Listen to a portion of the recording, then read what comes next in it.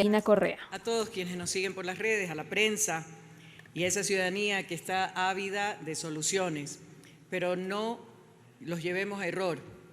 La Asamblea tiene competencias y lastimosamente tenemos que mantenernos dentro de esas competencias. Muchas veces generamos expectativas falsas, que con una varita mágica podemos resolver las cosas. Aquí hemos tenido personas hablando de enfermedades catastróficas como el cáncer, y se van de aquí con los aplausos y la solidaridad nuestra pensando que va a haber la asignación de recursos, que van a recibir los medicamentos, y no es así porque no depende de nosotros. En todo caso, voy a tratar de ser sumamente breve. Creo que quienes me han antecedido en la palabra han sido bastante amplios en las diferentes explicaciones, con los videos, con fotos, con los argumentos. A Ramiro le digo, y se lo dije ya en pasillo, es vecino mío en el segundo piso, le dije que por favor incluyera dentro de su moción, que creo que es la más completa, pero que está abierta a incorporar lo bueno que han propuesto otros asambleístas para que sea un solo documento y que salga con esa fuerza de la unidad que han invocado aquí y a la que nos debemos por la sensibilidad del tema que estamos tratando y el anhelo ciudadano también.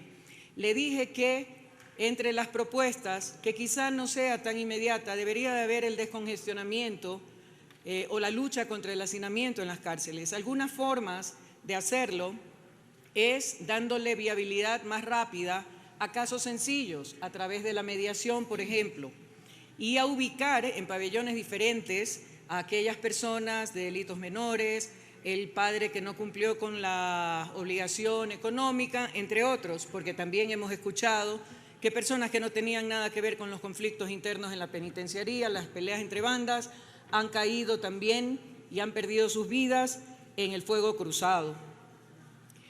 Los asambleístas trabajamos en nuestras funciones como lo que somos: el tratamiento de leyes, respetando los procedimientos legislativos y los procesos de fiscalización.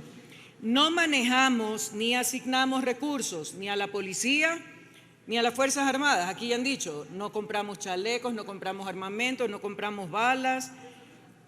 Podemos solidarizarnos con los policías que arriesgan su vida día a día en condiciones deplorables. En Guayaquil, a raíz del asesinato de los policías, reciente asesinato de los policías, muchos no querían salir a hacer su trabajo. ¿Por qué? Porque se sentían como patitos en galería de tiro, es decir, completamente desnudos, indefensos y sin las condiciones para enfrentar una delincuencia que está sumamente bien armada y que no les importa absolutamente nada lo que pase con ellos o con su entorno. Como les digo, no manejamos ni asignamos recursos, eso le corresponde al Ejecutivo y solo se requiere voluntad y ganas de hacerlo, porque las leyes, y bastantes leyes hemos aprobado desde que iniciamos este periodo legislativo y desde hace 5 meses con más fuerza, las leyes están. No es culpa de las leyes. Tampoco podemos echarle la culpa al estado de excepción. Ojo, el estado de excepción, por su mismo concepto, excepcional, permite al gobierno nacional hacer cosas que en condiciones normales no podría. Entre esos, asignar recursos provenientes de diversas fuentes. Y entre esas fuentes, la Reserva Internacional, señores. Así es que recursos hay, falta la voluntad de hacerlo. Ahora, nos han achacado de todo, nos han dicho que somos vagos, pipones, que ganamos millonadas y no hacemos nada. El estado de excepción rige para unas cuantas provincias y yo creo que el problema es a nivel nacional, pero también hubo un decreto feriado que fue para todos. Y nosotros, como asambleístas, no estábamos mirando el techo ni tratando de ver cómo le entra el agua al coco. Estábamos, por lo menos la mayoría, desde el lugar donde nos encontráramos, monitoreando a cada rato lo que pasaba en el país, condoliéndonos de las víctimas inocentes, pero también enfureciéndonos por la impotencia de, como asamblea, no poder ir más allá de nuestras competencias. Y estábamos dispuestos a acudir a la convocatoria que fuera del caso, virtual o físicamente, presencialmente. Y a no olvidar, y la ciudadanía tiene que conocer esto, Virgilio Saquicela, en su condición de presidente de esta Asamblea y por ende representante de todos nosotros, estaba como parte integral de las mesas de seguridad. Por lo tanto, la Asamblea sí estaba presente en el análisis y discusión de la situación y en la eventual toma de decisiones. Hay algo especial que me preocupa ahora y es la situación que nadie ha mencionado de los niños. Aquí hay algunos datos, fuentes, primicias. A inicios del 2021, 60 menores de 3 años vivían en los centros penitenciarios de Ecuador junto a sus madres. Hasta el 2020, según la rendición de cuentas del SNAI, 24 niñas, 36 niños menores de 3 años vivían con sus madres en 7 centros penitenciarios del país. Entre el 2006 y el 2008 fueron sacados de las cárceles 2.133 niños y niñas de 3 años o menos, hijos de madres y padres privados de la libertad.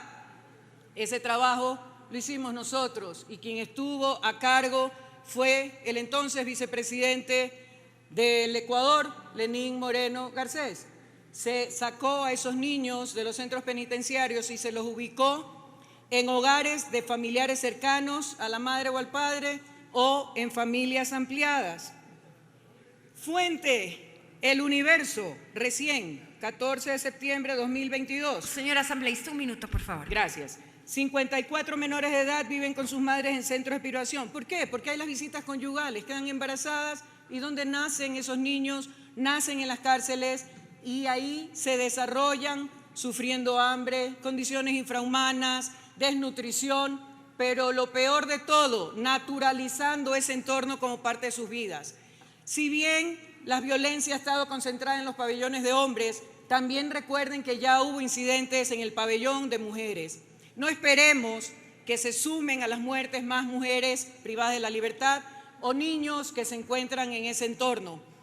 Ya suman externamente más de 60 niños que han muerto en fuego cruzado, en situación de sicariatos y otros. Es deber del Estado ecuatoriano defenderlos, defender su integridad y darles la opción a una vida digna y sobre todo a un mundo de paz, a un país de paz. No caigamos en lo que dijo el exministro Patricio Carrillo, que no nos preocupemos porque son apenas daños colaterales. No, señores, son seres humanos como todos nosotros, tienen derechos. Y hablando de derechos, no fuimos nosotros, nuestra bancada, la que habló de los derechos de los PPLs. Fue el presidente Guillermo Lasso. Y es cierto, tienen derechos como todo ser humano, pero en el momento en que atentan y violentan los derechos humanos de las víctimas, entonces hay que aplicar el principio del bien mayor, que también lo dice la Constitución de la República, señores legisladores. Por lo tanto, ojalá, repito, esa moción se alimente de las otras mociones presentadas y que salga un compromiso fuerte y de manera unánime de parte de esta Asamblea Nacional.